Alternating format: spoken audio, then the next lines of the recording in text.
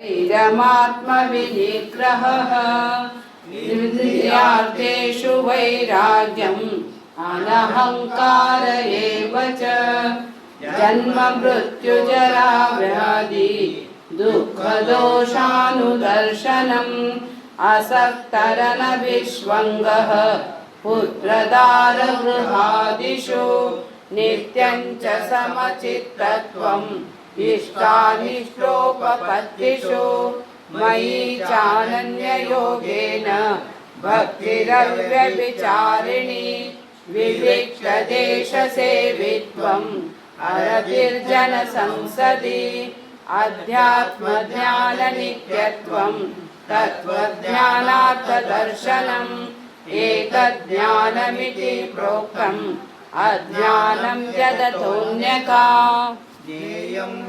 ಸಾಕ್ರಿ.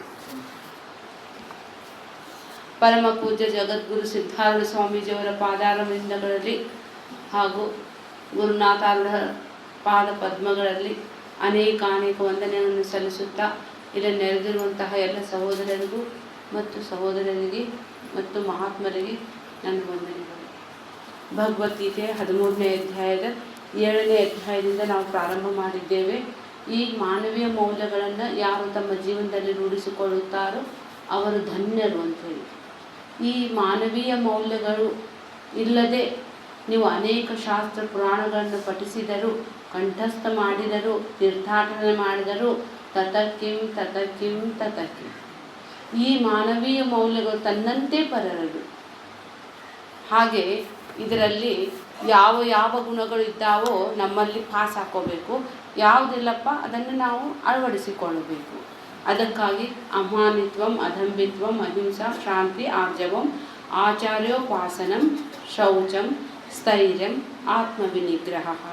ನಾವು ಇಲ್ಲಿವರೆಗೂ ಬಂದಿದ್ವಿ. ಇದರಲ್ಲಿ ಆತ್ಮವಿನಿಗ್ರಹ ಆಗಬೇಕು. ಸ್ಥೈರ್ಯನು ಹೇಳ್ತಾರೆ, ಜೀವನದಲ್ಲಿ ಧೈರ್ಯ ಇರಬೇಕು. ಧೈರ್ಯ ಸರ್ವತ್ರ ಸಾಧನಂ.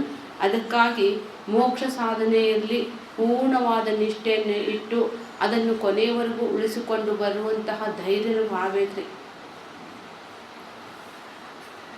ಸನ್ಯಾಸಿ ಆಗ ಭಾಳ ಧೈರ್ಯ ಬೇಕು. ಗೃಹಸ್ಥಾಶ್ರಮ ಬೇಕು ಬಿಡ್ರಿ, ಆದ್ರೆ ಭಾಳ ಮಂದಿ ಆಗಿರ್ತಾರೆ, ಏನಾಗಿಲ್ಲ, ಕ್ವಾಂಟಿಟಿ ನೋಡಿ ಧೈರ್ಯ ಮಾಡ್ಬೋದ್ರಿ. ಆದರೆ ಸನ್ಯಾಸಿ ಬೆರಳೆನಿಸುವಷ್ಟು ಜನರಾಗಿರ್ತಾರೆ. ಅದಕ್ಕೆ ಆಗಬೇಕಂತ ಹೇಳಿದರೆ ಪರಿಪಕ್ವತೆಯೂ ಬೇಕು, ಇನ್ನೊಬ್ಬರ ಒತ್ತಾಯಕ್ಕೆ ಆಗುವಂತಹ ಸನ್ಯಾಸನೂ ಅಲ್ಲರಿ. ಸ್ವ ಇಚ್ಛೆಯಿಂದ ಅವರು ಸನ್ಯಾಸವನ್ನು ಸ್ವೀಕಾರ ಮಾಡಬೇಕಾಗುತ್ತದೆ. ಆದ್ದರಿಂದ ಸ್ಥೈರ್ಯ ಅಂತ ಹೇಳಿದರೆ ಶಂಕರಾಚಾರ್ಯರು ಹೇಳ್ತಾರೆ, ಮೋಕ್ಷ ಸಾಧನ ಬದ್ಧತೆಯಲ್ಲಿ ನಿಷ್ಠೆ ಮತ್ತು ಸ್ಥಿರತೆ ಇರಬೇಕಾಗಿದ್ದೇ ಆದರೆ ಅದಕ್ಕೆ ಸ್ಥೈರ್ಯ ಅಂತ ಹೇಳ್ತಾರೆ. ಸನ್ಯಾಸ ತಗೊಂಡು ಆಮೇಲೂ ಎಷ್ಟೋ ಮಂದಿ ಸನ್ಯಾಸವನ್ನು ಬಿಡುವಂಥರೂ ಅದಾರಿ. ಅದಕ್ಕಾಗಿ ಜೀವನದಲ್ಲಿ ಆ ಒಂದು ನಿಷ್ಠೆಯನ್ನು ಉಳಿಸಿಕೊಂಡು ಹೋಗಬೇಕಾಗಿದ್ದೇ ಆದರೆ ನಮಗೆ ಸ್ಥೈರ್ಯ ಬೇಕು ಅಂತ ಹೇಳ್ತಾರೆ. ಮತ್ತೆ ಹೇಳ್ತಾರೆ, ಜೀವನವನ್ನು ನಾವು ಕರ್ಮಯೋಗಿಯಾಗಿ ಜೀವನ ನಡೆಸಬೇಕಾಗಿದ್ದೇ ಆದರೂ ಸ್ಥೈರ್ಯ ಬೇಕು. ಪ್ರಾಮಾಣಿಕ ಆಗಬೇಕಾದರೂ ಸ್ಥೈರ್ಯ ಬೇಕು. ಜೀವನದ ಕಷ್ಟ ಕಾಲದಲ್ಲಿ ಎದುರಿಸುವಂತಹ ಧೈರ್ಯ, ಸ್ಥೈರ್ಯ ಬೇಕು. ಅದಕ್ಕಾಗಿ ಮನುಷ್ಯನಿಗೆ ಇದು ಅತ್ಯಂತಿಕ ಮೌಲಿಕವಾಗಿರುವಂತಹ ಒಂದು ಮೌಲ್ಯ. ಧೈರ್ಯ ಎಂದಿಗೂ ನಮಗೆ ಜೊತೆಯಲ್ಲಿನೇ ನಾವು ಅದನ್ನು ರೂಢಿಸಿಕೊಳ್ಳಬೇಕು ಅಂತೇಳಿ. ಸದ್ಯದ ಪರಿಸ್ಥಿತಿಯನ್ನು ನೋಡಿ ನಿರಾಶವಾದಿ ಆಗಬಾರದು. ಧೈರ್ಯ ರೀ. ಎಷ್ಟೋ ಮಂದಿ ಧೈರ್ಯ ಬಿಟ್ಟನೆ ಎಷ್ಟೋ ಮಂದಿ ಆತ್ಮಹತ್ಯೆ ಮಾಡ್ಕೋತಾರೆ. PUC ಸೆಕೆಂಡ್ ಇಯರ್ ಫೇಲ್ ಆದರೆ ಏನು ದೊಡ್ಡದ್ರಿ? ನಮಗದು ಬಹಳ ದೊಡ್ಡದೇನ ಈಗ ಅನ್ಸಂಗಿಲ್ಲ ರೀ. ಆ ಕಾಲಕ್ಕೆ ರೀ ಎಷ್ಟು ದೊಡ್ಡದು ಅನಿಸಿರ್ತೈತಿ. ನಮ್ಮ ಜೀವನ ಇಲ್ಲಿಗೆ ಮುಗೀತನ್ನುವಂಥ ಮಂದಿನೂ ಇರ್ತಾರೆ. ಒಬ್ಬ ದೊಡ್ಡ ವ್ಯಾಪಾರಿ ಇದ್ದ ಅಂತ ಅವನಿಗೆ ಬಹಳವಾಗಿ ಇದು ಲಾಸ್ ಆದ ಅಂತ. ಆದ ಕೂಡಲೇ ಅವನು ಸಾಯಲಿಕ್ಕೆ ಒಂದು ದೊಡ್ಡ ಕೆರೆ ಹತ್ರ ಬಂದ ಅಂತ. ಈಗ ಸಾಯಬೇಕು ಅನ್ನೋದ್ರೊಳಗನೆ ಯಾರೋ ಅವನು ಬೆನ್ನು ತಟ್ಟಿ ನಿಲ್ಲು ಅಂತ ಹೇಳಿದ್ರಂತ. ಇಲ್ರಿ ನಾ ಸಾಯಕ್ಕೆ ಬಂದೇನಿ ಅಂದ. ಸಾಯಂತಿ ಮೊದಲು ನನ್ನ ಮಾತ್ರ ಕೇಳಿ ಸ್ವಲ್ಪ ಅಂದ ಅಂತ. ಸೈಡ್ ಕರ್ಕೊಂಡು ಹೋದ ಅಂತ. ನೀನು ಸಾಯುವಂಥದ್ದು ಏನಾಗಿತ್ತಪ್ಪ ಅಂದ ಅಂತ. ಇಲ್ಲ ರೀ, ನಂಗೆ ಭಾಳ ವ್ಯಾಪಾರದಲ್ಲಿ ನಷ್ಟ ಆಗಿದೆ. ಆ ನಷ್ಟದಿಂದ ನನಗೆ ಹೊರಗೆ ಬರ್ಲಿಕ್ಕೆ ಸಾಧ್ಯ ಇಲ್ಲ. ಅದಕ್ಕಾಗಿ ನಾನು ಸಾಯ್ಲಿಕ್ಕೆ ಹೊಂಟೇನಿ ಅಂತೇಳಿ. ಎಷ್ಟು ನಷ್ಟ ಆಗೈತಪ್ಪ ನಿನಗೆ ಅಂದ. ಇಲ್ಲ ರೀ, 1 ಕೋಟಿ ಗಟ್ಟಲೆ ಆಗೈತಿ ಅಂದ ಅಂತ. ಹಾಗಾದರೆ ನೀ ಕೋಟಿಗಟ್ಟಲೆ ಆದ್ರೆ ನಿನಗೆ ಈಗ ಬದುಕು ಉಳಿಲಿಕ್ಕೆ ಸದ್ಯ ಎಷ್ಟು ಬೇಕು ಅಂತ.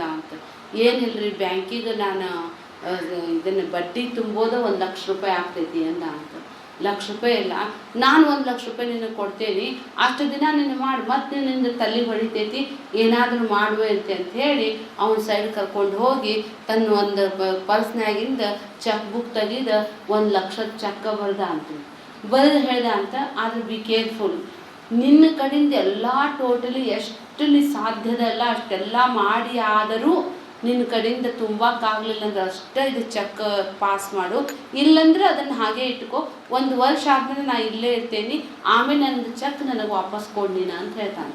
ಸರಿ ಅಂತಾನೆ. ಅವ್ನು 1 ಲಕ್ಷ ರೂಪಾಯಿ ಸಿಕ್ಕಿದ್ದಾಗ ಭಾರಿ ಖುಷಿ ಆಗ್ತೈತಿ. ಹೋಗ್ತಾನೆ. ಹೋದ್ಮೇಲೆ ಅವನಿಗೆ ಯಾರ್ಯಾರೋ ಫ್ರೆಂಡ್ ಕಡೆ ಎಲ್ಲ ಕೇಳ್ಕೊತಾನೆ, ಎಲ್ಲರೂ ಕೊಡ್ಲಿಕ್ಕೆ ರೆಡಿ ಆಗ್ತಾರೆ. ಅವನೆಲ್ಲ ಸಾಲ ಹರಿತೈತಿ. ಇನ್ನೂ ಅವನದು ವ್ಯಾಪಾರ 1 ವರ್ಷದ ವೃದ್ಧಿ ಆಗಿ ಅವನ ಅತ್ಯಂತಿಕ ಇನ್ನೂ ಹೆಚ್ಚಿನ ಶ್ರೀಮಂತನಾದ. ಅವನಿಗನ್ನಿಸ್ತೈತಿ, ಅವಾಗ ನಾ ಸತ್ತು ಬಿಟ್ಟಿದ್ರೆ ಎಂಥ ಕೆಟ್ಟ ಕೆಲಸ ಮಾಡ್ತಿದ್ದೆ, ನಾ ಸ್ವಲ್ಪ ಬದುಕು ಉಳಿಲಿಕ್ಕೆ ಧೈರ್ಯ ಮಾಡಿದೆ, ಆ ಪರಮಾತ್ಮ ಎಲ್ಲದಾನ ಅವ್ನಿಗೆ ಹೋಗಿ ಇದನ್ನು ಚೆಕ್ ವಾಪಸ್ ಕೊಡಬೇಕು ಅಂಥೇಳಿ 1 ವರ್ಷ ಆಗಿತ್ತಂತ. ಅದ ದಿನ ಆ ಕೆರೆ ಹತ್ರ ಹೋದ ಅಂತ. ಹೋಗಿ ಅವನ ಹೆಸರು ಏನೋ ಒಂದು ರಾಬರ್ಟ್ ಅಂತಿತ್ತಂತ. ರಾಬರ್ಟ್ ಅಂತ ಕೂಗಿದ ಅಂತ. ಎಲ್ಲೂ ಕಾಣಿಸ್ಲಿಲ್ಲಂತ. ಅವಾಗ ಅಲ್ಲಿ ಜನ ಕೇಳ್ದ ಅಂತ, ಇಲ್ಲಿ ರಾಬರ್ಟ್ ಅನ್ನುವಂಥ ಮನುಷ್ಯ ಬರ್ತೇನಂದಿದ್ದ, ಎಲ್ಲಿದ್ದಾನೆ ನೋಡಿರೇನ್ರಿ ಎಲ್ಲರೂ ಗೊತ್ತಾ, ನಮಗೆ ಗೊತ್ತಿಲ್ಲಪ್ಪ ಅಂತಾರೆ ಎಲ್ಲರೂ. ಆದರೆ ಆ ರಾಬರ್ಟ್ ಅನ್ನುವಂಥ ವ್ಯಕ್ತಿ ಗಿಡದ ಹಿಂದೆ ಮುಚ್ಕೊಂಡು ಅವ್ನು ನೋಡ್ತಿರ್ತಾನೆ. ನೋಡುವಾಗ ಅವನಂತಾನ, ನಾನು ನಿಮ್ಮ ಚೆಕ್ ವಾಪಸ್ ಕೊಡಕ್ಕೆ ಬಂದೇನೆ, ಪ್ಲೀಸ್ ನೀವು ಬರಬೇಕು ಅಂತ ಕೂಗ್ತಾನೆ. ಅವಾಗ ಅವನು ಬರ್ತಾನೆ.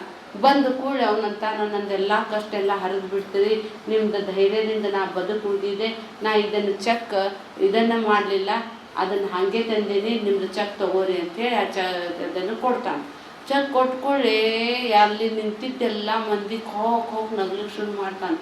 ಏನಂತ ಹೇಳಿದ್ರೆ ಅವ್ನು ಹುಚ್ಚಿರ್ತಾನ್ರಿ. ಅವ್ನು ಯಾರು ಬಂದವ್ರಿಗೆಲ್ಲ ಚೆಕ್ ಕೊಡ್ತಿರ್ತಾನೆ. ಆದರೆ ಆ ಕಾಲಕ್ಕೆ ಅವನಿಗೆ ಧೈರ್ಯ ಎಷ್ಟು ದೊಡ್ಡದ್ರಿ. ಅವನು ದಿನಾಲು ಎಲ್ಲರಿಗೂ ಒಂದೊಂದು ಚೆಕ್ ಕೊಡ್ತಾನಪ್ಪ ಅಂತ ಹೇಳ್ತಾನ. ಅವಾಗ ಅವನಂತಾನ, ಇವನು ಹುಚ್ಚೇಶ್ವರ ಅಂತಾರಲ್ರಿ, ನಮ್ದು ಹುಚ್ಚಪ್ಪ ಅನ್ನೋದ್ರಿ ಎಲ್ಲದಕ್ಕೂ ಧೈರ್ಯ ಮಾಡೋದು. ಶಾಣ್ಯಾರಲ್ರಿ, ಹುಚ್ಚ ಅಲ್ಲ. ಅವಾಗ ಅವನಂತಾನ, ಇವನಿಗೆ ಸೇವಾ ನಾ ಮಾಡ್ತೇನೆ, ಇಷ್ಟೊತ್ತಿಗೆ ನಾನು ಸತ್ಯ ಯಾವಾಗೋ ಅದು ಕನಸಿನ ಮಾತಾಡ್ಬಿಡ್ತಿತ್ತು ಅಂತೇಳಿ ತನ್ನ ಜೊತೆಗೆ ಕರ್ಕೊಂಡು ಹೋಗಿ ಅವನು ಸೇವೆ ಮಾಡ್ತಾನಂತ. ಅದಕ್ಕಾಗಿ ಹೇಳ್ತಾರೆ, ಸ್ವಲ್ಪ ಕಾಲ ಸ್ಥಿರ ಇಟ್ಕೋಬೇಕ್ರಿ. ಅದಕ್ಕಾಗಿ ನಮಗೆ ಭಾಳ ಮನಸ್ಸಿಗೆ ಬೇಜಾರಾಯ್ತು ಅಥವಾ ನಮ್ಮ ಜೀವನದಲ್ಲಿ ಶೂನ್ಯತೆ ಕಂಡುಕೋತಾ ಇದ್ದಿದ್ದೇ ಆದರೆ ಮನುಷ್ಯ ಏನು ಮಾಡಬೇಕಪ್ಪ ಅಂದರೆ, ನನಗೆ ಭಾಳ ಚಿಂತೆ ಮಾಡ್ತಾ ಇದ್ದಾಗ ಆ ಜಾಗ ಬಿಟ್ಬಿಡ್ಬೇಕು, ಸಿದ್ಧಾಂತ ಮಠಕ್ಕೆ ಬಂದುಬಿಡ್ಬೇಕು. ಇಲ್ಲಂದ್ರೆ ಸುಮ್ಮನೆ ಹೋಗಿ ಒಂದು ಪಿಕ್ಚರ್ನಾಗ 3 ತಾಸು ಕಳೆದ್ಬಿಡ್ತೇವ್ರಿ. 3 ತಾಸ್ದೊಳಗೆ ಆ ಪಿಕ್ಚರ್ ಹೋಗು ಏನಾರು ಮೆಸೇಜ್ ಸಿಕ್ಕೈತಿ, ಅದನ್ನು ನೋಡ್ಕೊಂಬರ್ಬೋದು. ಅಂದರೆ ಅಷ್ಟು ಧಾರ್ಮಿಕ ವ್ಯಕ್ತಿ ಆಗಿದ್ದೇ ಆದರೆ ತಲೆ ಸ್ನಾನ ಮಾಡಿ ಸುಮ್ಮನೆ 27 ಸಲ ಗಾಯತ್ರಿ ಮಂತ್ರವನ್ನು ಜಪಿಸಿದರೂ ಸಹಿತ ಮಾನಸಿಕ ಸ್ಥಿತಿ ಸ್ಥಿರತೆಗೆ ಬರ್ತೈತಿ. ಅದಕ್ಕಾಗಿ ಇಲ್ಲಿ ಭಗವಂತ ಹೇಳ್ತಾನೆ, ಸ್ಥೈರ್ಯ ಅಂತ ಹೇಳಿದರೆ ಇದು ಎಲ್ಲಕ್ಕಿಂತ ಒಂದು ಶ್ರೇಷ್ಠವಾಗಿರುವಂತಹ ಮೌಲ್ಯ ಅಂತೇಳಿ. ಅದಕ್ಕಾಗಿ ಎಷ್ಟೋ ಇತಿಹಾಸವನ್ನು ನಾವು ಓದಿದ್ದೇ ಆದರೆ ಆ ಇತಿಹಾಸದಲ್ಲಿ ಈ ಧೈರ್ಯದ ಮಾತು ಎಷ್ಟೋ ಕಡೆ ಬರ್ತದೆ ಅಂತೇಳಿ. ಜರ್ಮನ್ ಮತ್ತು ಬ್ರಿಟಿಷರ ಯುದ್ಧ ಕಾಲದಲ್ಲಿ ಜರ್ಮನ್ದವ್ರು ಎಲ್ಲ ಸುತ್ತ ಹಾಕ್ಬಿಟ್ಟಿರ್ತಾರೆ. ಅವಾಗ ಅವ್ರು ನಾಳಿನ ತನಕ ನಾವು ಸಾಯ್ತೇವೆ ಅಂತ ತಿಳ್ಕೊಂಡಿರ್ತಾರೆ ರೀ. ಅದಕ್ಕೆ ಆದರೂ ಸಹಿತ ಧೈರ್ಯ ಬಿಡಂಗಿಲ್ಲ ರೀ ಅವ್ರು. ನಾಳಿನ ಸೂರ್ಯ ನಮಗೆ ಬದುಕಿಸ್ತಾನೋ ಏನು ಕೊಲ್ಲಲ್ಪಡ್ತೇವೋ ಅಂಥೇಳಿ ಅವ್ರು ತಮ್ಮಲ್ಲಿರುವಂತಹ ವೈನ್ ವಿಸ್ಕಿ ಎಲ್ಲ ಕುಡಿತಾರೆ, ತಿಂತಾರೆ, ಕುಣಿತಾರೆ, ಡಾನ್ಸ್ ಮಾಡ್ತಾರೆ. ಅವರೆಲ್ಲ ಕ್ಯಾಪ್ಚರ್ ಮಾಡ್ಲಿಕ್ಕೆ ರೌಂಡ್ ನಿಂತಿರ್ತಾರೆ. ಈ ಬೆಳಿಗ್ಗೆ ನಮಗೆ ಸೆರೆ ಆಗ್ತೇವೆ ಅಂದ್ಕೊಂಡಿರ್ತಾರೆ. ಇವ್ರು ಕಣ್ಣು ತೆಗೆದು ನೋಡಿದ್ರೆ ಅವ್ರು ಮುಂದೆ ಬರೋಂಗಿಲ್ಲ ರೀ. ಎದಕ್ಕಂತ ಹೇಳಿದರೆ ರಾತ್ರಿ ಹೊತ್ತು ಚಳಿ ಗಾಳಿ ಬೀಸಿ ಆ ಜರ್ಮನ್ದವರೆಲ್ಲರೂ ಸತ್ತು ಹೋಗ್ಬಿಟ್ಟಿರ್ತಾರೆ.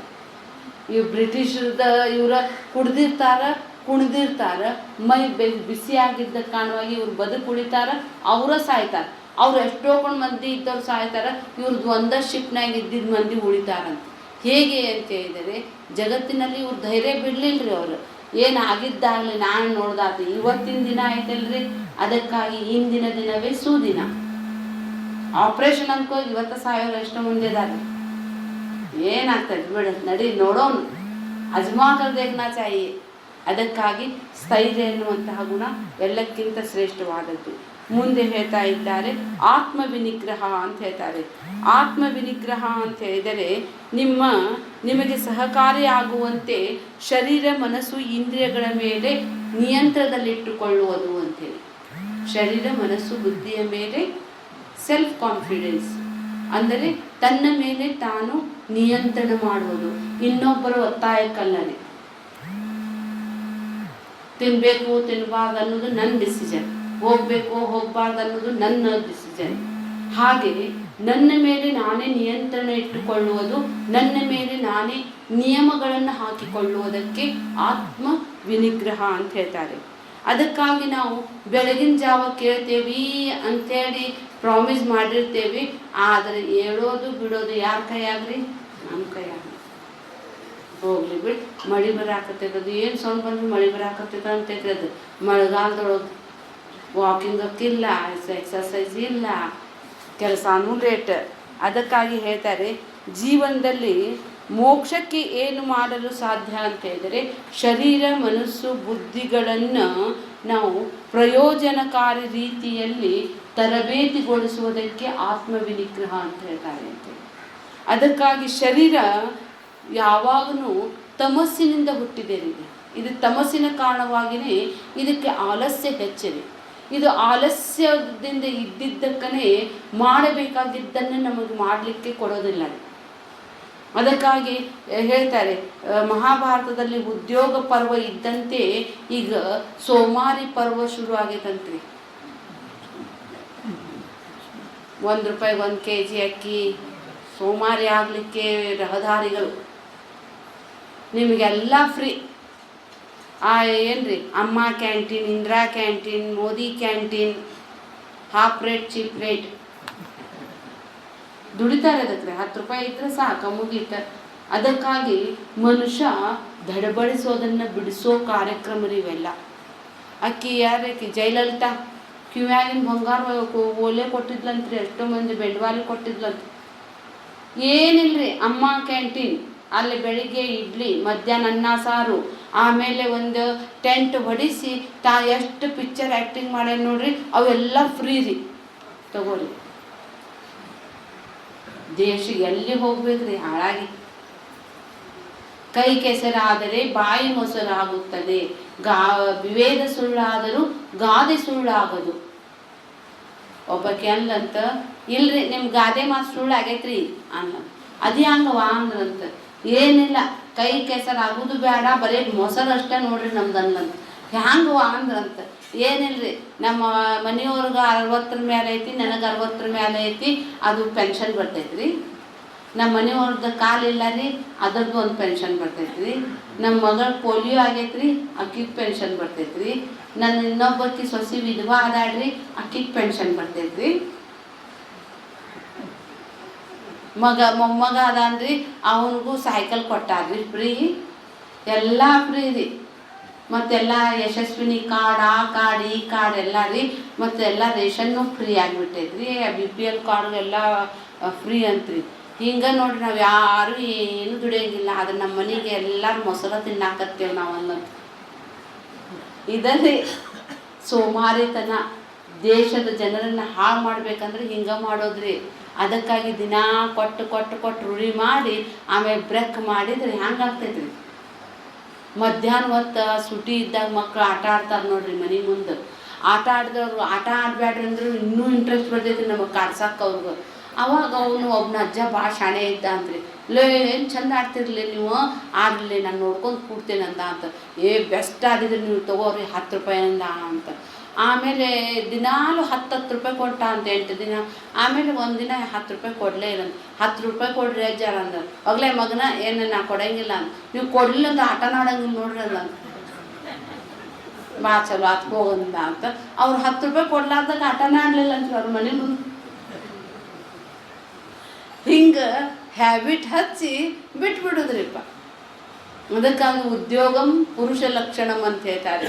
ಆ ಉದ್ಯೋಗ ಮಾಡಬೇಕಾದರೂ ಸಹಿತ ಮನುಷ್ಯ ತನ್ನನ್ನು ತಾನು ಎಷ್ಟು ಸಂಯಮ ಶಿಸ್ತನ್ನು ಅಳವಡಿಸ್ಕೊಳ್ಬೇಕಾಗುತ್ತದೆ, ಆತ್ಮವಿನಿಗ್ರಹ ಅಂತ ಹೇಳ್ತಾರೆ.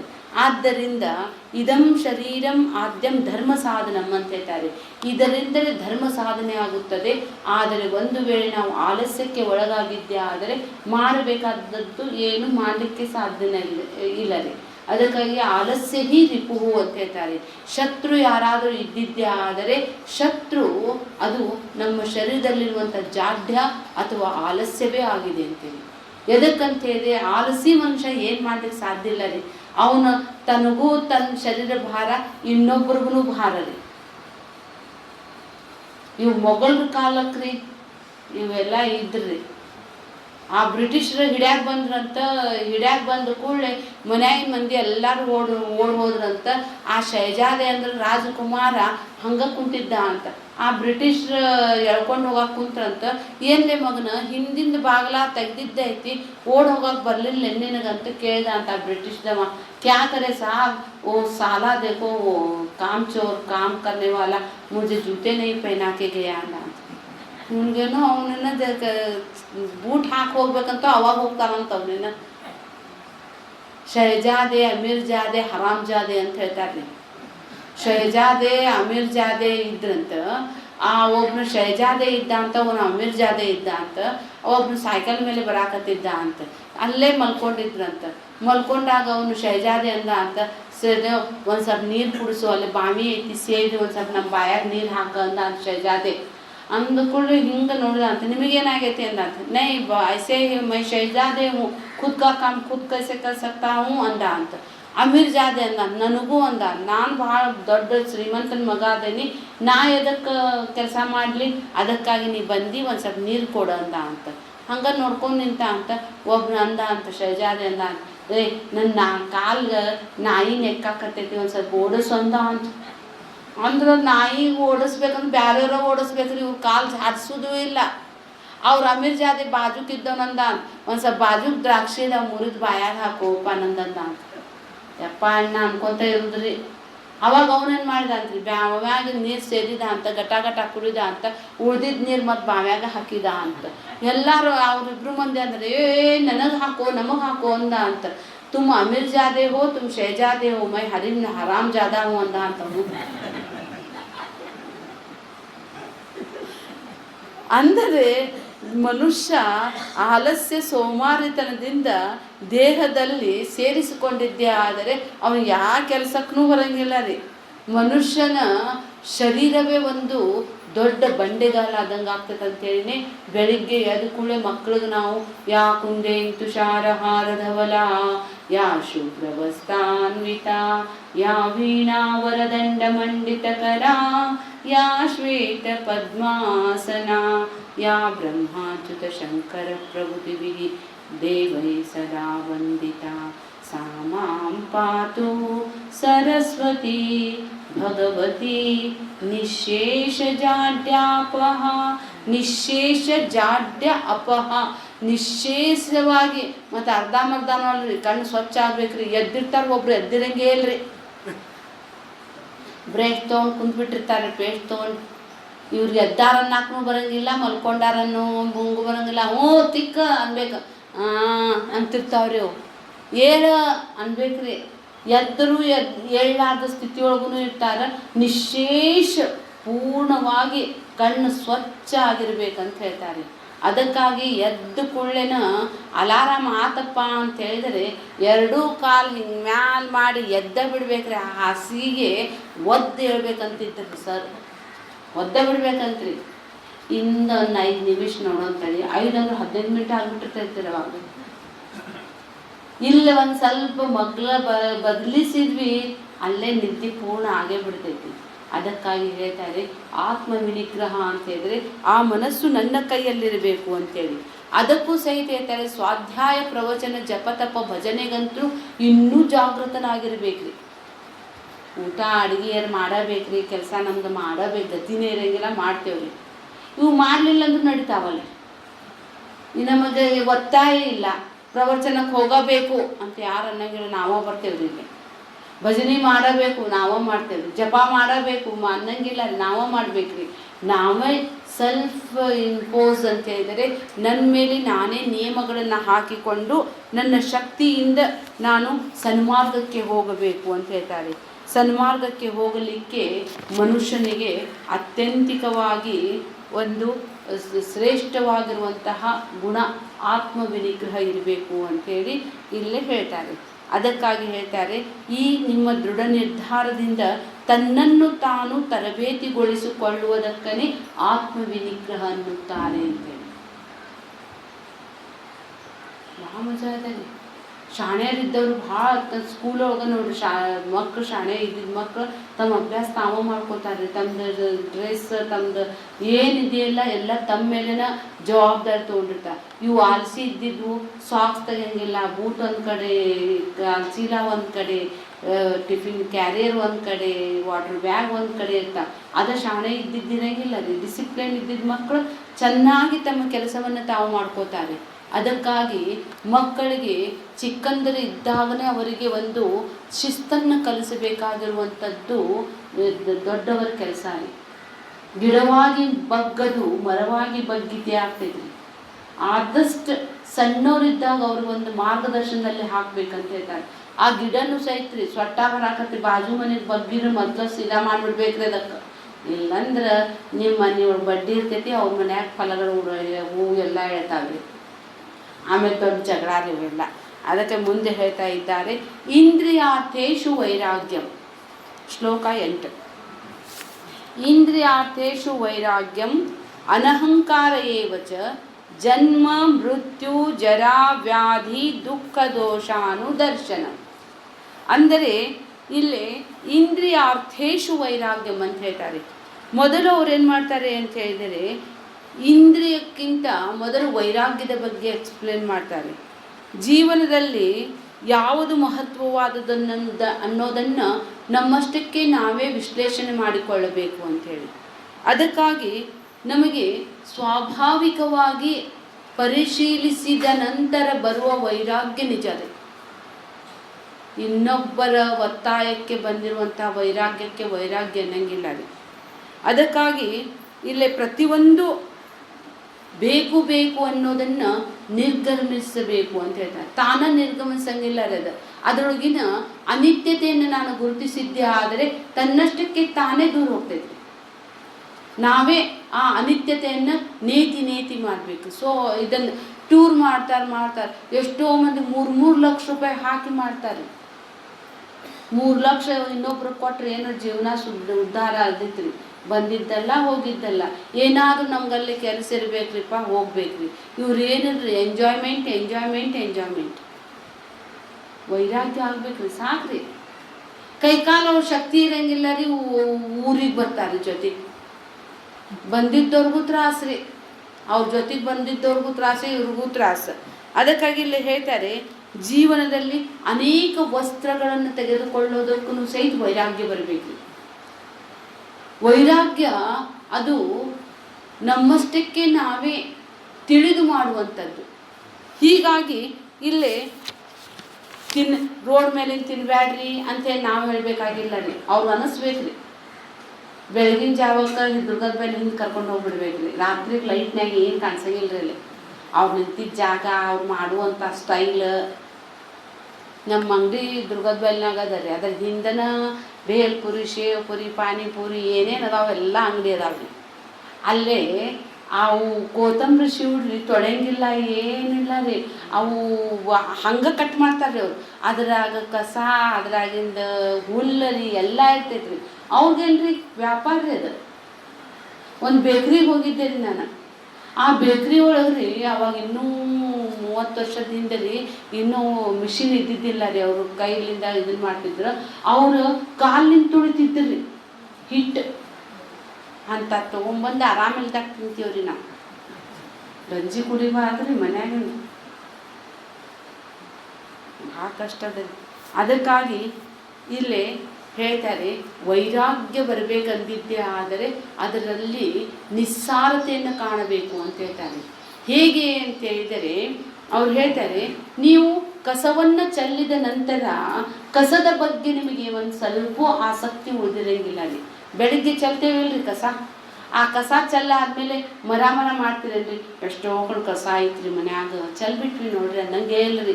ಅದ್ರ ಬಗ್ಗೆ ಮಾತಾಡೋದಿಲ್ಲ ಸಹಿತ. ಎದಕ್ಕಂತ ಹೇಳಿದರೆ ಅದರಿಂದ ನನಗೆ ಏನೇನೂ ಉಪಯೋಗ ಇಲ್ಲ ಅನ್ನೋದು ಗೊತ್ತಿರುತ್ತದೆ. ಹೇಗೋ ಹಾಗೇನೆ ನ ಕರ್ಮಣ ನ ಪ್ರಜಯ ಧನೆ ನ ತ್ಯಾಗೇ ನೈಕೆ ಅಮೃತತ್ವ ಮಾನಶು. ಅದು ಸ್ವತಃ ಅನುಭವಕ್ಕೆ ಬರಬೇಕ್ರಿ. ಸ್ವತಃ ಸಾಯೋ ತನಕ ನಾವು ಸ್ವರ್ಗ ಕಾಣಂಗಿಲ್ಲ. ನಮಗನಿಸ್ಬೇಕು ಇದರಲ್ಲಿ ನಿಸ್ಸಾರತೆ ಇದೆ ಅಂಥೇಳಿ. ಅದಕ್ಕಾಗಿ ನಮಗೇನದರಿ ನ ಕರ್ಮಣ ಮಾಡಿ ಮಾಡಿ ಕೆಟ್ಟರು. ಎಷ್ಟು ಮಾಡ್ತಾರೆ ದುಡಿತಾರೆ ದುಡಿಯೋದ್ರಲ್ಲೇ ಇಡೀ ಜೀವನ ಕಳೀತಾರೆ ಪಾಪ. ಮಾಡಿ ತಮ್ಮ ಮಕ್ಕಳಿಗೆ ಮಾಡಿರ್ತಾವು, ಅವು ಮಕ್ಕಳನ್ನು ಎಂಜಾಯ್ ಮಾಡ್ತಾವೆ. ಆ ಮಕ್ಳಿಗೆ ಅಡ್ಡದಾರಿ ಹಿಡಿಲಿಕ್ಕೆ ನಾವ ಕಾರಣ ರೀ. ಮಿನಿಮಮ್ ನೋಡ್ರಿ ಎಷ್ಟದು ಸಾಕ್ರಿ, ನನಗೆ ಇಷ್ಟ ಆತಪ್ಪ ಅಂತೇಳಿ ಒಂದು ಫುಲ್ ಸ್ಟಾಪ್ ನಾವ ಇಟ್ಕೋಬೇಕ್ರಿ. ಎಷ್ಟು ಗಳಿಸ್ರಿ ಫುಲ್ ಸ್ಟಾಪ ಇಲ್ಲ ರೀ ಲೈಫ್ನಲ್ಲಿ. ಎಲ್ಲ ಕಾಮ. ಒಂದು ಬೇಕಾದರೆ ಇನ್ನೊಂದು ಬೇಕೆಂಬ ಆಸೆ, ಇನ್ನೊಂದು ಸಿಕ್ಕರೆ ಮತ್ತೊಂದು ಬೇಕೆಂಬ ಆಸೆ, ಮತ್ತೊಂದು ಬೇಕಂದ್ರೆ ಮತ್ತಷ್ಟು ಬೇಕೆಂಬ ಆಸೆ. ಹಂಗ ಆಸೆಗಳ ಮೇಲೆ ಆಸೆನ ರೀ, ಎಂದೂ ಪೂರ್ಣ ಆಗಂಗಿಲ್ಲ ರೀ. ನಮಗನಿಸ್ತೈತಿ ಒಂದ್ಸಲ ನ ಕರ್ಮಣ ನ ಪ್ರಜೆಯ ಮಕ್ಕಳಿಂದಲೂ ಜನರಿಂದಲೂ ಯಾರಿಗೂ ಏನಾಗಬೇಕಾಗಿಲ್ಲ. ಎಷ್ಟು ಮಕ್ಕಳಿದ್ರು ನೋಡಿದ್ರು 10 ಮಕ್ಕಳಿದ್ರು ಸಹಿತ ನೋಡೋನು ಒಬ್ಬನ ಮಗ. 10 ಮಕ್ಕಳನ್ನು ಒಂದು ತಾಯಿ ಸಾಕ್ತಾಳೆ, ಆದರೆ 10 ಮಕ್ಕಳು ಒಂದು ತಾಯಿ ಸಾಕಕ್ಕೆ ಒಲ್ಲೆಂತಾರೆ. ಯಾರು ತಾಯಿಗೆ ಸಾಕಂಗಿಲ್ಲ ನೋಡ್ರಿ ಅವ್ರು ಓಲ್ಡ್ ಏಜ್ನ್ಯಾಗ, ಮುಂದಿನ ಜನದಾಗ ಅವ್ರ ತಾಯಿ ಹಿಂಗೆ ಹುಟ್ಟಿಕೋ ಹಿಂಗೆ ಸಾಯ್ತಾ ಅವಾಗ ಗೊತ್ತಾಗ್ತದೆ ನೋಡ್ರಿ. ಅದು ಮಾಡಿದ ಪಾಪ ಎಲ್ಲಿ ಹೋಗಂಗಿಲ್ಲ ರೀ. ನೀ ಮಾಡಿದ ಕರ್ಮ ಅದು ನೀವು ಬೆಂಬತ್ತಿ ಬರುತ್ತದೆ ಅಂತೇಳಿ. ಅದಕ್ಕಾಗಿ ಪ್ರಜೆಯ ಎಷ್ಟು ಜನರ ಅಭಿಮಾನ ಇದ್ದರೂ ಸಹಿತ ಜನರೇನು ಕೊಟ್ಟು ನಡ್ಸಂಗಿಲ್ಲ ರೀ. ಅದಕ್ಕೆ ಹಂಗೆ ಫೇಮಸ್ ಆಗ್ತೇವೆ ಹಂಗಂಗೆ ತ್ರಾಸ ಅದ ರೀ. ಅದಕ್ಕೆ ದಯಾನಂದ ಸರಸ್ವತಿ ಹೇಳ್ತಿದ್ದರಿ, ಯಾರು ಫೇಮಸ್ ಆಗ್ಲಿಕ್ಕೆ ಹಾತೊರಿಸ್ಬೇಡ್ರಿ, ಅದರಷ್ಟು ಬೇಜಾರು ಕೆಲಸ ಮತ್ತೊಂದಿಲ್ಲ ಇಲ್ಲ ಅಂತೇಳಿ. ಎಲ್ಲಾರು ಗೆಸ್ಟ್ ಮಾಡಿ ಕರೀತಾರ್ರಿ, ಮ್ಯಾಲ ಕುಡಿಸ್ತಾರ. ಇವ್ರ ಗೆಸ್ಟ್ ಅಂದಿದ್ದಕ್ಕೆ ಮೊದ್ಲ ಹೋಗಿ ಕುಂತು ಬಿಟ್ಟಿರ್ತಾರ. ಮಂದಿ ಬರೋದು ಯಾವಾಗೋ ಬರ್ತಾರ್ರಿ. ಅವಾಗ ದೀಪ ಹಚ್ಚೋದೊಂದು ಇಟ್ಕೊಂಡಿರ್ತಾವೆ ಇವು. ಅದು ದೀಪ ಒಂದು ಹಚ್ಚಿದ್ರೆ ನಮ್ಮಪ್ಪನ ಮನೆ ಬೆಳಗಂಗಿಲ್ಲ, ಏನಿಲ್ಲ ರೀ. ಏನು ತೊಗೊಂಡು ಏನು ಮಾಡ್ಬೇಕ್ರಿ? ತತಕ್ಕಿಂ ಮ್ಯಾಲ ಕುಡಿಸ್ಬಿಟ್ರೆ ಕಾಲಷ್ಟು ನೂಸ್ತಾವ್ರಿ. ಬೇಕಂದಾಗ ಹೇಳ್ತಾರೆ, ಬೇಕಂದಾಗ ಬರ್ತಾರೆ ಹೋಗ್ತಾರೆ ಜನ.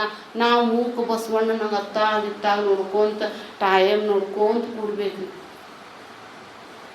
ಲಗ್ನಕ್ಕೆ ಅದನ್ನ ಸ್ವಾಮೀಜಿಯವ್ರಿಗೆ ಒಬ್ರು ಲಗ್ನಕ್ಕೆ ಒಂದ್ಸಲ ಹೋಗಿದ್ದಕ್ಕೆ ಹಂಗೆ ಅವ್ರ ಮನೆ ಲಗ್ನಕ್ಕೆ ಇವ್ರ ಲಗ್ನ ಹೋಗ್ಲಿಲ್ಲ ಅಂತ ಕೂಡಲೇ ಅನ್ನಕತ್ರಂತ ಅವ್ರು ಶ್ರೀಮಂತದಾರ ಅದಕ್ಕೆ ಹೋಗ್ಯಾರ, ನಮ್ಮಂಥವ್ರು ಬಡವ್ರಿಗೆ ಅದಕ್ಕೆ ಬರ್ತಾರೆ ಇವರು ಅನ್ನೋದ್ರಿ. ಅದಕ್ಕಾಗಿ ಹೇಳ್ತಾರೆ ನ ಪ್ರಜೆಯ. ಭಾಳ ಜನರದ ಬೆಂಬಲ ತೊಗೊಂಡು ಏನಾಗಬೇಕಾಗಿಲ್ಲ ರೀ. ಅದಕ್ಕೆ ನೋಡ್ರಿ ಅವ್ನು ಜಟ್ಲಿ ಅವ್ನು ಯಾರ್ರಿ ಅನಂತಕುಮಾರ್ ಎಲ್ಲ ಗೊಟ್ಟಕ್ಕೆ ಎದಕ್ಕೆ ಅಂದಿದ್ರಿ. ಎಲ್ಲಿ ನೋಡ್ದಲ್ಲಿ ಫಂಕ್ಷನಕ್ಕೆ ಹೋಗ್ಬೇಕ್ರಿ, ಅವಾಗ ಬೇಕು ಅವಾಗ ಹೇಳ್ಬೇಕು. ತಮ್ಮ ಸಲುವಾಗಿ ಜೀವನಾನೇ ಇರಂಗಿಲ್ಲ ರೀ. ಅದಕ್ಕಾಗಿ ಅವ್ರು ಹೇಳ್ತಾರೆ ನ ಕರ್ಮಣ ನ ಪ್ರಜೆಯ ನ ಧನೇನ ತ್ಯಾಗೇ ನೈಕೆ. ಧನ ಇದು ಒಂದು ಭಾರಿ ಅತ್ಯಂತಿಕ ಮೌಲ್ಯಯುತವಾಗಿರುವಂತಹ ಮೌಲ್ಯ ರೀ. ಹಣದಿಂದ ಅನೇಕ ಸಮಸ್ಯೆಗಳು ಬಗೆಹರಿಯಬಹುದ್ರಿ. ಆದರೆ ಎಲ್ಲ ಹಣ ಇದ್ದಿದ್ದ ಮಾತ್ರಕ್ಕನೇ ಅವರ ಸಮಸ್ಯೆ ಇಲ್ಲಂತಿಲ್ಲ ರೀ. ಹಣನ ಎಲ್ಲ ಪೂರ್ಣ ನಮ್ಮ ಸಮಸ್ಯೆಗೆ ಪರಿಹಾರ ಇಲ್ಲ ರೀ. ಹಣ ಇದ್ದರೂ ಸಹಿತ ಎಷ್ಟೋ ಮಂದಿ ಕೊರಗ್ತಿರ್ತಾರೆ. ಹಣ ಇದ್ದರೂ ಸಹಿತ ಮನುಷ್ಯನಿಗೆ ಎಷ್ಟು ಗೌರವ ಇರಬಹುದು, ಆದರೆ ಆ ಗೌರವ ತೊಗೊಂಡು ನಾ ಏನು ಮಾಡಬೇಕಾಗೈತಿ? ಎಲ್ಲರೂ ಹಣ ಆಯ್ತನ್ನು ಗೊತ್ತಾತಪ್ಪ ಅಂದ್ರೆ ಎಲ್ಲರೂ ಕೇಳಕ್ಕೆ ಬರೋರಿ. ಅದಕ್ಕಾಗಿ ಮನುಷ್ಯ ಕಂಡಲ್ಲೇ ಬಾಯಿ ತೆಗಿಬಾರ್ದಂತ, ಕಂಡಲ್ಲೇ ಪರ್ಸ್ ತೆಗಿಬಾರ್ದು. ಬಾಯಿ ತೆಗೆದ್ರು ಸಹಿತ ಅನಾಹುತ ಆಗಿದ್ದ ಕಟ್ಟಿಟ್ಟು ಗೊತ್ತಿರಿ. ಮಾತಾಡಬಾರ್ದನ್ನು ಮಾತಾಡಿ ಆಮೇಲೆ ಸಿಕ್ಕ ಹಾಕೋತಾರೆ. ಅದಕ್ಕಾಗಿ ಇಲ್ಲಿ ಹೇಳುವಂತಹ ಪ್ರಯತ್ನ ಮಾಡ್ತಾರೆ, ಹಣದಿಂದ ಎಲ್ಲವೂ ಸಿಗುವುದಾಗಿದ್ದೇ ಆದರೆ ಜಗತ್ತಿನ್ನೂ ಹಣ ಅಂತಿತ್ತು. ಹಣದಿಂದ ನಾನು ಔಷಧವನ್ನು ಖರೀದಿಸಬಹುದು, ಹಣದಿಂದ ನಾನು ಔಷಧಿಯನ್ನು ಖರೀದಿಸಬಹುದು, ಆದರೆ ಆರೋಗ್ಯವನ್ನು ಖರೀದಿಸಲಿಕ್ಕೆ ಸಾಧ್ಯ ಇಲ್ಲ ರೀ. ಹಣದಿಂದ ನಾನು ಬೆಡ್ ಅಂತ ಹೇಳಿದರೆ ಹಾಸಿಗೆಯನ್ನು ಕೊಂಡುಕೊಳ್ಳಬಹುದು, ಆದರೆ ನಿದ್ದೆಯನ್ನು ಕೊಂಡುಕೊಳ್ಳಲಿಕ್ಕೆ ಸಾಧ್ಯ ಇಲ್ಲ. ಹಾಗೆಯೇ ಹಣದಿಂದ ನಾನು ಎಲ್ಲ ಭೌತಿಕ ವಸ್ತುಗಳನ್ನು ಖರೀದಿಸಬಹುದು, ಆದರೆ ನಾನು ಸುಖ ಶಾಂತಿ ಸಮಾಧಾನವನ್ನು ಗಳಿಸ್ಲಿಕ್ಕೆ ಸಾಧ್ಯ ಇಲ್ಲ ರೀ. ಅದಕ್ಕಾಗಿ ಎಷ್ಟೋ ಮಂದಿ ಹಣ ಹಣ ಅಂತ ಹೇಳ್ಕೊಂತ ಹಣ ಹಾಕ್ತಾರೆ, ಕೊನೆಯವರೆಗೂ ಸಹಿತ ಕೂಡಿಸಿ ಕೋಡಿ ಕೋಡಿ ಮಾಯಾ ಜೋಡಿ ಅದು ಜೋಡಿಸ್ಕೊಂತ ಹೋಗ್ತಾರ್ರಿ. ಸಾಯುವಾಗ ಪ್ರಾಣನ ಹೋಗಂಗಿಲ್ಲಂತೆ. ಅವಾಗ ಏನು ಮಾಡ್ತಾರೆ, ಹಣ ತೊಳೆದು ನೀರು ಕುಡಿಸ್ತಾರೆ, ತೊಳೆದು ಕುಡಿ ಅಂಥೇಳಿ.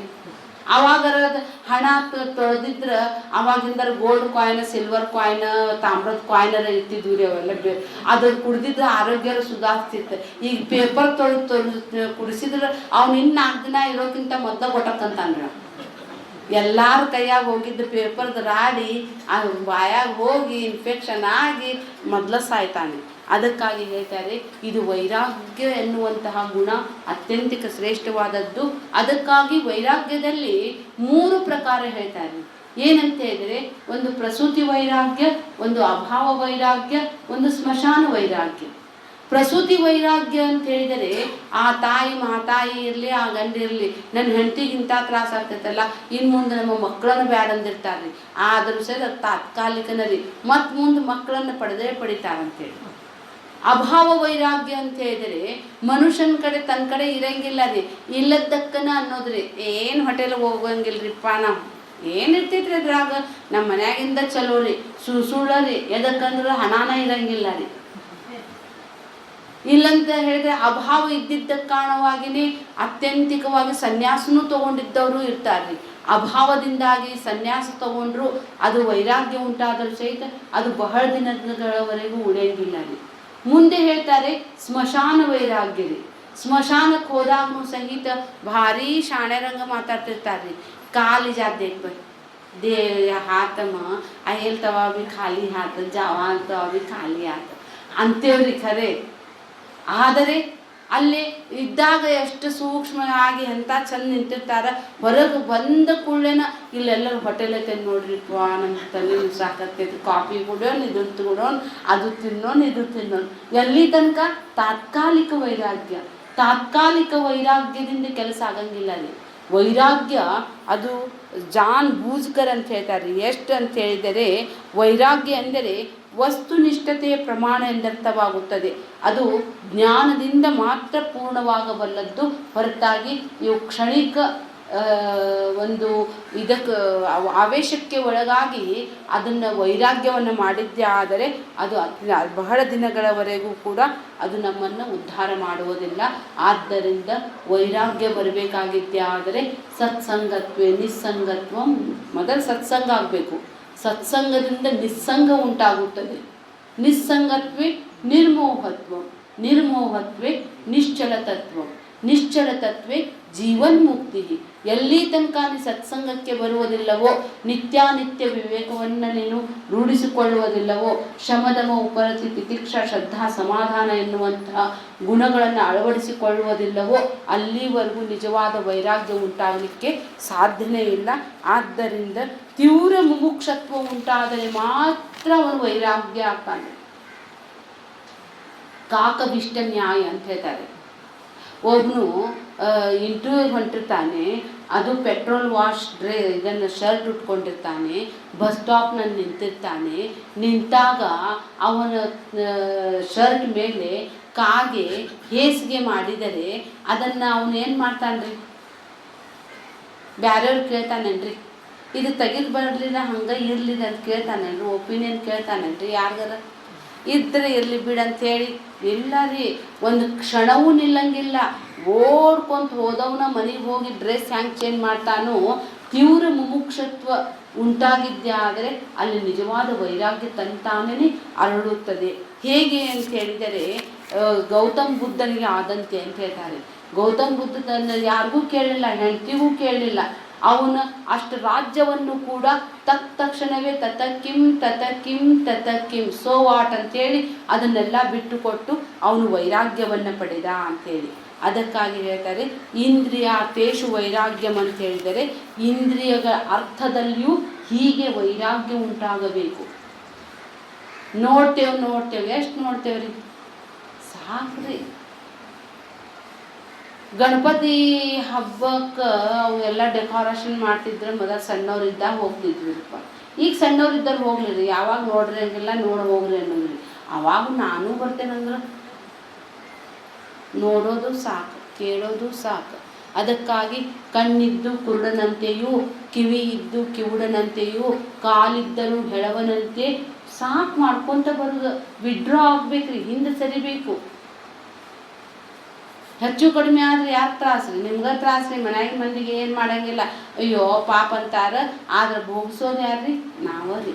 ಅದಕ್ಕಾಗಿ ಹೇಳ್ತಾರೆ ತಿನ್ನೋದ್ರ ಮೇಲೆ, ನೋಡೋದ್ರ ಮೇಲೆ, ಕೇಳೋದ್ರ ಮೇಲೆ, ಹೋಗೋದ್ರ ಮೇಲೆ ಪಂಚ ಕರ್ಮೇಂದ್ರಿಯ ಮತ್ತು ಪಂಚ ಜ್ಞಾನೇಂದ್ರಿಯಗಳ ಅರ್ಥದಲ್ಲಿ ಅಂತಾರೆ ಅವರು. ಇಂದ್ರಿಯ ಅರ್ಥೇಶು, ಇಂದ್ರಿಯ ಕಣ್ಣು ಇದರದ್ದು ದೋಷ ಇಲ್ಲ ರೀ, ಇದರ ಹಿಂದೆ ಟೆಂಡೆನ್ಸಿ ಅಂತ ಹೇಳ್ತಾರೆ.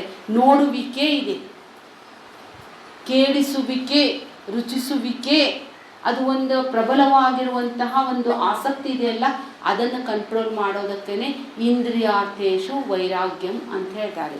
ಮುಂದೆ ಹೇಳ್ತಾರೆ ಅನಹಂಕಾರ. ಅಹಂಕಾರ ಅಂತ ಹೇಳಿದ್ರೆ ಗೊತ್ತಾದ ನಮಗೆಲ್ಲ. ಅನಹಂಕಾರ ಅಂತ ಹೇಳಿದರೆ ಅಹಂಕಾರ ರಾಹಿತ್ಯಂ. ಹೇಗೆ ಅಂತ ಹೇಳಿದರೆ ನಾನು ನನ್ನದು ಎನ್ನುವಂತಹ ದುರಭಿಮಾನ. ಅಹಂಕಾರ ಇರ್ತೈತ್ರಿಪ್ಪ. ಹೆಂಗಿರ್ತೈತಿ ಅಂತ ಹೇಳಿದ್ರೆ ಒಬ್ಬ ದುರಹಂಕಾರ ಇರ್ತಾನೆ. ಬೆಳಗಿನ ಜಾವಕ್ಕೇ ಎಲ್ಲರಿ ಕನ್ಯಾಕುಮಾರಿದ ಎಂಡ್ ಪಾಯಿಂಟ್ಗೆ ಹೋಗಿ ಅದು ಉದಯ ಸುತ್ತು ಸೂರ್ಯನಿಗೆ ಉದಯ ಆಗ ಮಾ ಮೇಲೆ ನೋಡಿ, ನಾ ಹೇಳ್ದಂದ್ಮೇಲೆ ಬಂತದ ನೋಡಿ. ಆಗ್ತಿರ್ತೈತ್ರಿ. ಡೌನ್ ಕೆಳಗೆ ಹೋಗಿ ಆಸ್ತಾಗ ನೋಡಿ, ನಾ ಹೇಳ್ದಂಗೆ ಆತ್ ನೋಡಂತ. ಅಂದರೆ ಅಹಂಕಾರ ಅಂತ ಹೇಳಿದ್ರೆ ತನ್ನಲ್ಲಿ ಇಲ್ಲದೆ ಇದ್ದಿದ್ದನ್ನು ಇದ್ದಂತನೇ ತೋರ್ಪಡಿಸೋದ್ರಿ. ಮಾ ಕುರು ಧನಜನ ಯೌವನ ಗರ್ವಂ ನಿಮಿಷತ್ಕಾಲತಿ ಹರತಿ ಸರ್ವಂ ಮಾಯಾಮಯಮಿದಮಖಿಲಂ ಬುದ್ಧ್ವಾ ಬ್ರಹ್ಮಪದಂ ತ್ವಂ ಪ್ರವಿಶವಿದಿತ್ವ. ಮಾ ಕುರು ಧನಜನ ಯೌವನ ಗರ್ವಂ. ಇದು ಧನಾನು ನಂದಲ್ರಿ, ಅದು ನಂದಂತೇಳಿ ನಾವು ಎಷ್ಟು ಅಭಿಮಾನ ಪಡ್ತೇವ್ರಿ. ನೋಡ್ರಿ, ನೋಟ್ ಬಂದೆ ಆದ್ಕೊಂಡು ಹ್ಯಾಂಗೆ ಹೋದ್ರು, ಮನ್ಯಾಗಿನ ಎಲ್ಲ ಓಡ್ಕೊಂತ ಬ್ಯಾಂಕ್ ಹೋಗಿ ಸೇರಿದ್ರು. ಮನ್ಯಾಗ ನೋಡ್ಕೊಂತ ಆ ಮನುಷ್ಯನೂ ರೀ ದೇವ್ರ ಗುಡಿಗೆ ಹೋಗ್ಲಿಲ್ಲ ಅಂದ್ರು, ಜಗಲಿ ಮೇಲೆ ಪೂಜೆ ಮಾಡಲಿಲ್ಲ ಅಂದ್ರು ಅಷ್ಟೇ ಹೋತ್ರಿ, ಆ ಟ್ರೆಜರಿಗೆ ಪೂಜೆ ಮಾಡ್ಕೊಂತ ನಿಂದಿರ್ತಿದ್ದ ಅಂತ್ರಿ. ಎಲ್ಲ ಕಣ್ ತುಂಬ ನೋಡುವೆ ಅಂತೇಳಿ ನೋಡ್ಕೊಂತ ಇದ್ದಿದ್ದಕ್ಕನ ಎಲ್ಲ ಹೋಗಿ ಎಲ್ಲ ಸೇರಿದ್ವಿ ರೀ. ಮಾ ಕುರು ಧನಜನ ಯೌವನ ಗರ್ವಂ. ಯಾವಾಗ ಮನುಷ್ಯ ನನ್ಗಿಂತ ಶ್ರೇಷ್ಠ ಯಾರಿಲ್ಲ ಅನ್ನುವಂತಹ ಭಾವನೆ ಬಂದಿದ್ದೇ ಆದರೆ ಅದಕ್ಕೆ ಅಹಂಕಾರ ಅಂತ ಹೇಳ್ತಾರೆ. ಕೋನ್ಯೋಸ್ತಿ ಸದೃಶೋಮಯ. ನನ್ಗಿಂತ ಶ್ರೇಷ್ಠ ಯಾರಿದ್ದಾರೆ, ನಾನೇ ಎಲ್ಲಕ್ಕಿಂತ ಶ್ರೇಷ್ಠ ಇದ್ದೇನೆ, ನನ್ನ ಮುಂದೆ ಎಲ್ಲರೂ ಅನ್ನೋದ್ರಿ. ಅದಕ್ಕಾಗಿ ಅಹಂಕಾರವನ್ನು ಭಗವಂತ ಯಾವಾಗ ಯಾರಿಗೆ ಎಲ್ಲಿ ಇಳಿಸ್ತಾನೆ ಗೊತ್ತಿಲ್ಲ ರೀ. ಆ ದುರ್ಯೋಧನಿಗೆ ಬಹಳ ಅಹಂಕಾರ ಇತ್ತು. ನಾನು ರಾಜಿದ್ದೇನೆ, ಆ ಪಾಂಡವರಿಗೆ ಭಿಕಾರಿ ಅಂತಿದ್ದಾರೆ. ಅವರು ಸಾಧಕರಿದ್ದರು, ಜ್ಞಾನವನ್ನು ಪಡೆದಿರುವಂಥ ಜ್ಞಾನಿಗಳಿದ್ದರು. ಅವ್ರ ಹತ್ರ ಭಗವಂತನಿದ್ದ, ಅವರು ವಿನಮ್ರರಾಗಿದ್ದರು. ಈ ಅಹಂಕಾರ ಯಾವಾಗಲೂ ಸಹಿತ ನಾನ ಶ್ರೇಷ್ಠ ಅಂತಿರ್ತೈತ್ರಿ. ಅದು ಎಲ್ಲ ಕಡೆನೂ ಎಷ್ಟು ಮಜಾ ಇರ್ತೈತೆ ಅಂತ ಹೇಳಿದ್ರೆ, ಎಲ್ಲರ ಲಗ್ನಕ್ಕೆ ಹೋದಾಗ ಗ್ರೂಪ್ ಫೋಟೋ ತೆಗೆಸ್ತಾರೆ ನೋಡ್ರಿ. ಈಗ ರಾಜರಾಜೇಶ್ವರಿ ಮಹಿಳಾ ಮಂಡಳದವ್ರು ಬಂದಿದ್ದಾರೆ, ಅವ್ರದ್ದು ಒಂದೇ ಗ್ರೂಪ್ ಫೋಟೋ ಅಂತೇಳಿ. ಅವ್ರು ಇರೋದು ಒಂದು 60-70 ಮಂದಿ ಇರ್ತಾರೆ, ಎಲ್ಲರೂ ತೆಗಿಸಿ ಫೋಟೋ ತೆಗಿಸ್ತಾರೆ. ಅವ್ರ ಮನೆಗೆ ಹೋಗಿರ್ತೇವ್ರಿಪ್ಪ. ಹೋದಾಗ ಈಗ ಊಟಕ್ಕೆ ಇನ್ನೂ ಲೇಟ್ ಐತಿ, ನಮ್ದು ಆಲ್ಬಮ್ ತಗೋರಿ ಲಗ್ನದ್ದಂತ ಕೊಡ್ತಾರೆ. ಅವರೆಲ್ಲ ಹಂಗೆ ತಿರುವಿ ಹಾಕ್ತಾರೆ. ಅದ್ರಾಗ ತಾವು ಎದುರಾಗಿರ್ತಾರೆ ನೋಡ್ರಿ, ಅದು ಒಂದೇ ನೋಡ್ತಾರೆ ಚಲೋ ತಂಗ. ನೋಡಿನೂ ಕೂಡ ಯಾರಿಗೂ ನೋಡಂಗಿಲ್ಲ ರೀ, ನಾನು ಎಲ್ಲಿದ್ದೇನೆ, ಅದು ಅಹಂಕಾರ. ಎಲ್ಲಿ ಹೋದ್ರು ನಾನು ಅಂತಿರ್ತೈತ್ರಿ. ಅಹಂ ಅಹಂ ಅಹಂ ಅಂತಿರ್ತೈತ್ರಿ. ಅದು ಅಹಂ ಎಲ್ಲಿಗೆ ತೊಗೊಂಡು ಹೋಗ್ತದೆ ಅನ್ನೋದು ಗೊತ್ತಿಲ್ಲ ರೀ. ಆ ದುರ್ಯೋಧನ ಆ ಕೃಷ್ಣ ಬಂದ್ರು ಸಹಿತ ಹೇಳಂಗಿಲ್ಲ ರೀ. ಅವ ಕೃಷ್ಣ ಆ ಬಾಗ್ಲದ ಕಡೆಯಿಂದ ಹೆಬ್ಬಟ್ಲಿಂದ ಅವನ ಭೂಮಿ ಕೆರಿತಾನೆ, ಕರೆದ ಕೂಡಲೇ ಅವಂದು ಸಿಂಹಾಸನ 3 ಲಗಾಟೆ ಹೊಡಿದ ಸಾಷ್ಟಾಂಗ ಬಂದು ತಲೆ ಹಚ್ಚಿ ಬೀಳ್ತಾನ್ರಿ. ಬಿದ್ದು ಕೂಡಲೇ ಕೃಷ್ಣ ಅಂತಾನ, ಏನು ದುರ್ಯೋಧನ, ನಾನು ನಿನ್ನ ಕಡೆ ಬರ್ತಿದ್ದೆ, ಇಷ್ಟದಾಗ ಬಂದು ಬಿದ್ದೀವಪ್ಪ, ಹೇಳಂತಾನ್ರಿ. ಅದಕ್ಕೆ ದೇವ್ರು ಯಾರಿಗೆ ಮಣ್ಣು ಮುಕ್ತಿಸ್ತಾನ ಅನ್ನೋದು ಗೊತ್ತಿಲ್ಲ ರೀ. ಶ್ರೀಮಂತ ಇದ್ದವ್ರು ಕೆಳಗೆ ಹಾಕ್ತಾನೆ, ಕೆಳಗಿದ್ದವ್ರು ಮೇಲೆ ಹಾಕ್ತಾನೆ. ಅದಕ್ಕಾಗಿ ಭಗವಂತನಿಂದ ಹೇಳ್ತಾ ಇದ್ದಾನೆ, ಇದು ಅಹಂಕಾರ ರಾಹಿತ್ಯ ಇರಬೇಕು, ಅದು ಒಂದು ಮೌಲ್ಯ ಅಂತೇಳಿ. ಅದಕ್ಕಾಗಿ ಭಾಳ ನಮ್ಮ ಕಡೆ ಬಂಗಾರ ತಂದು ಸಹಿತ ಎಲ್ಲ ತೆಗೆದ ಮೇಲೆ ಹಾಕ್ಕೊಂಡು ಹೋಗೋದು ಒಂದು ನಮೂನಿನ ರೀ. ಇಲ್ದವ್ರ ಮುಂದೆ ನಾವು ದಿಮಾಕ್ ಮಾಡ್ದಂಗೆ ಅದಕ್ಕೆ ಕಳ್ರು ಬರಾಕತ್ತಾರ್ರಿ. ಇವ್ರದ್ದು ಅಹಂಕಾರ ನಿರಸನ ಮಾಡಕ್ಕೆ ಮರ್ಯಾದೆ ಹಂಗೆ ತೊಗೊಂಡು ಹಾಕೋರು ಒಳಗಂದ್ರೆ ಕೇಳಂಗಿಲ್ಲ ನೋಡ್ರಿ. ಅದಕ್ಕಾಗಿ ಕಳ್ರು ಚೈನ್ ಕಳ್ರು ಬಂದಿದ್ದಕ್ಕನ ಒಳಗರ ಹೋಗಾಕತ್ತಾವ್ರಿ. ಅವು ಇನ್ನೊಬ್ಬರ ಮುಂದೆ ಮೆರಿಬಾರ್ದು, ದೇವರನ್ನ ಮರಿಬಾರ್ದು. ತೋರಿಸ್ಲಿಕ್ಕಲ್ಲ ರೀ ಬಂಗಾರ. ಬಂಗಾರ ಎದಕ್ಕಿರಬೇಕು? ಆಪದ್ಧನಾರದ.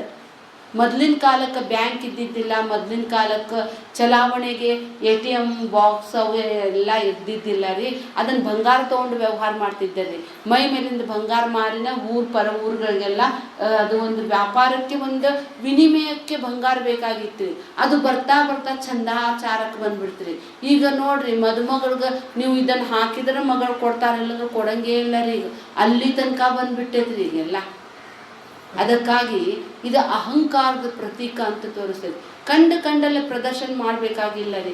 ಬಡವ್ರ ಮುಂದೆ ನಾವು ಹಾಕ್ಕೊಂಡಿದ್ದೇ ಆದರೆ, ಆ ಬಡವನ ಮನಸ್ಸು ನೋಯಿಸಿದ್ದೇ ಆದರೆ ಆ ನೋವು ನಮಗೆ ಬಂದು ತಡ್ತೈತ್ರಿ.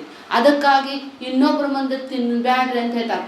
ಎದಕ್ಕಂತ ಹೇಳಿದಾರೆ? ನಿಮ್ದು ಹೊಟ್ಟೆ ನುಸ್ತೈತಿ, ನಮ್ದು ಹೊಟ್ಟೆ ನುಸ್ಬಾರ್ದು ಅಂತ ಹೇಳಿ ಒಳಗೆ ಹೋಗ್ತಾರೆ. ಹೊರತಾಗಿ ನಾವು ಆ ಬಡವರ ಮಕ್ಕಳ ಮುಂದೆ ತಿಂದಿದ್ದೇ ಆದರೆ ಅವ್ರು ಕೊಡಲಿಲ್ಲ ಅಂತ ಹೇಳಿದ್ರೆ ಎಷ್ಟು ತ್ರಾಸ ಆಗ್ತೈತ್ರಿ. ಹಂಚಿ ತಿಂದ್ರೆ ಹೊಟ್ಟೆ ನುಸಂಗಿಲ್ಲ ಅಂತ್ರಿ, ಮತ್ತು ಹಂಗೆ ಒಬ್ಬರ ತಿಂದ್ರೆ ಹೊಟ್ಟೆ ನುಸ್ತೈತಿ. ಎಷ್ಟು ಸರಳ ರೀತಿಯಿಂದ ಹೇಳ್ತಾರೆ. ಅದಕ್ಕಾಗಿ ಯಾವುದರ ಬಗ್ಗೆನೂ ಅಹಂಕಾರ ಪಡಬೇಡ. ಭೂಮಿ ಉಸಿಕಾ ಪಾನಿ ಉಸಿಕಿ ಸಬ್ ಕುಚ್ ಉಸಿ ಮಹಾನ್ ಕಾ, ನಾ ಹೈ ಮೇರಾ ನಾ ಹೈ ತೇರಾ. ಈ ಜಗತ್ತಿನಾಗ ಯಾವುದು ನಾವು ಬರುವಾಗ ತಂದಿಲ್ಲ, ಹೋಗುವಾಗೇನು ತಗೊಂಡು ಹೋಗಂಗಿಲ್ಲ ಅನ್ನುವಂತಹ ಸತ್ಯ ಯಾರಿಗೆ ಗೊತ್ತಾಗಿದೆಯೋ ಅವರು ಯಾವುದಕ್ಕೂ ಕೂಡ ಅಹಂಕಾರ ಪಡುವುದಿಲ್ಲ. ಅದಕ್ಕಾಗಿ ವಿವೇಚನಾರಾಹಿತ್ಯ ಅಂತ ಹೇಳಿದರೆ ಬುದ್ಧಿ ಇಲ್ಲದವರು ಯಾರನ್ನಾದರೂ ಗರ್ವಿಷ್ಠನನ್ನಾಗಿ ಮಾಡುತ್ತದೆ. ತೀರ ಸರಳ ಶ್ರದ್ಧಾಳು ದೇವರು ನೀಡಿದನೆಂದು ಹೇಳುತ್ತಾನೆ. ಆದ್ದರಿಂದ ಬ್ರಹ್ಮ ಜಿಜ್ಞಾಸೆಯನ್ನು ಮಾಡು, ಯಾವುದರ ಬಗ್ಗೆ ಅಹಂಕಾರ ಪಡಬೇಡ. ಮುಂದೆ ಹೇಳ್ತಾರೆ, ಜನ್ಮ ಮೃತ್ಯು ಜರಾ ವ್ಯಾಧಿ ದುಃಖ ದೋಷಾನುದರ್ಶನ. ಜನ್ಮ ಸುಖ ಐತೇನ್ರಿ? ಅವ್ರು ಹೇಳ್ತಾರೆ, ಪುನರ್ಜನ್ಮ ನಿಮಗೆ ಮತ್ತೆ ಬೇಕೇನು ಪ್ರಶ್ನೆ. ಇದಕ್ಕಿಂತ ಚಲೋ ಜೀವನ ಸಿಗ್ತೈತ್ರಿ. ಸಿಗೋಕ್ಕಿಂತ ಮೊದಲೇ ತಾಯಿ ಹೊಟ್ಯಾಗ ಕೊಡ್ಬೇಕು ನೋಡ್ರಿ ನೀವು. ಅದು ಸಹಿತ ಎಷ್ಟು ದಿನ ರೀ? 265 ದಿನ ರೀ. 9 ತಿಂಗಳು 9 ದಿವಸ. ಈಗ ನೀವು ಬಂದಿರಿ, ಈಗ 6 ಗಂಟೆ ಆಗಾಕ ಬಂದೈತಿ, ನಿಮಗೆ 7 ಗಂಟೆ ತಕ್ಕ ಕೊಡ್ರಿ ಅಂತೇಳಿ ಕುಂತಾರ್ರಿಪ್ಪ ಇಲ್ಲಿ ಎಲ್ಲಾರು. ಕೈ ಕಾಲು ಉದ್ದ ಅಡ್ಡ ಚಾಚ್ಲಿಕ್ಕೆ ಶುರು ಮಾಡ್ತಾರೆ, ಟೈಮ್ ನೋಡ್ಲಿಕ್ಕೆ ಶುರು ಮಾಡ್ತಾರೆ, ಮುಖ ಸಣ್ಣ ಮಾಡ್ಕೊಂಡು ಕುಂತ್ಕೊಂಡು ನೀವು ಏನು ಬೇಕಾದ ಹೇಳ್ಕೊಂತ ಹೋಗ್ರಿ, ನಾವೇನು ಕೇಳಂಗಿಲ್ಲ ಅಂತಾರೆ. ಅಂದರೆ ಬರೀ ಇಷ್ಟು ಓಪನ್ ಏರ್ನಲ್ಲಿ ಇಷ್ಟು ಚಲೋ ವಾತಾವರಣದಲ್ಲಿನೇ 1 ತಾಸು ಹೆಚ್ಚಿಗೆ ಕೂಡ್ಲಿಕ್ಕೆ ಒಲ್ಲಂತೇವಿ. ಅಂಥದ್ದು 9 ತಿಂಗಳು 9 ದಿವಸ ಅದು ಸಹಿತ ಉಲ್ಟಾ ಕೊಡ್ಬೇಕು ನೋಡ್ರಿ ತಾಯಿ ಹೊಟ್ಟೆ ಒಳಗೆ. ಬರ್ತೀರೇನು ಪ್ರಶ್ನೆ?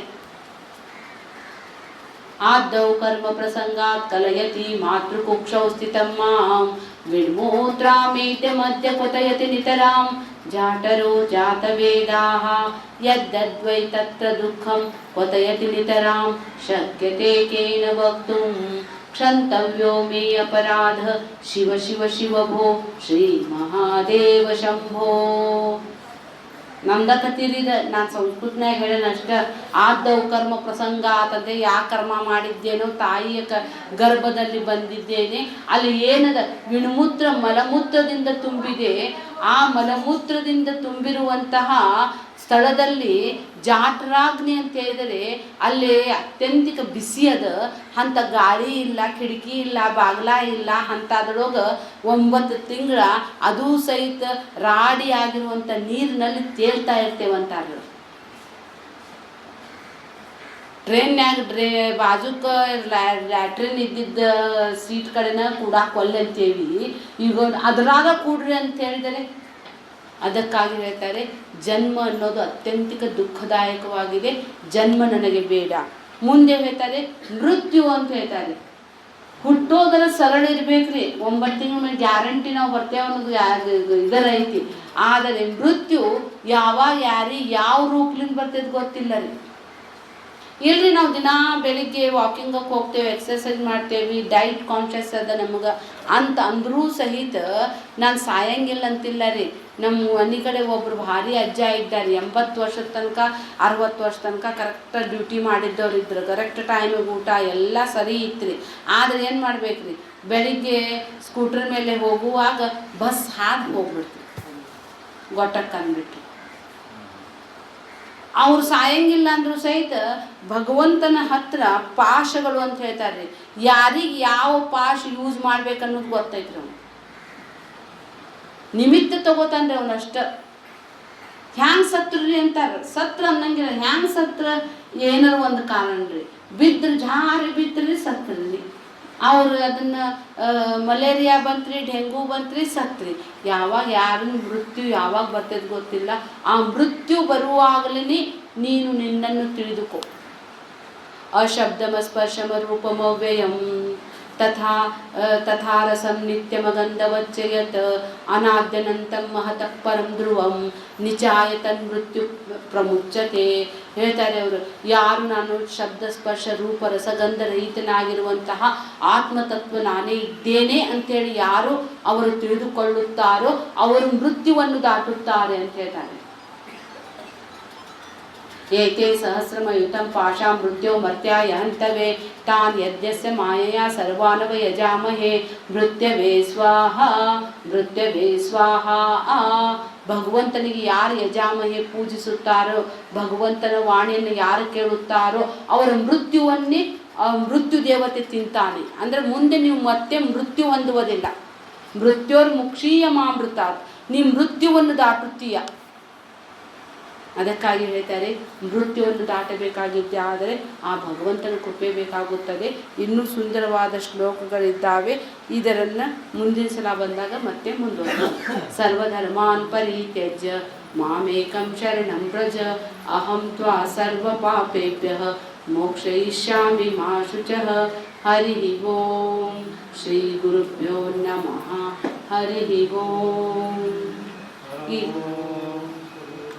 ಇಲ್ಲಿ ರೀ ರಾಜರಾಜೇಶ್ವರಿ ಮಹಿಳಾ ಮಂಡಳ ಅಂತೇಳಿ ಬಂದಿದ್ದಾರೆ, ಅವರು ಅಕ್ಕಿ ಕೊಡ್ಲಿಕ್ಕೆ ಬಂದಿರಿ.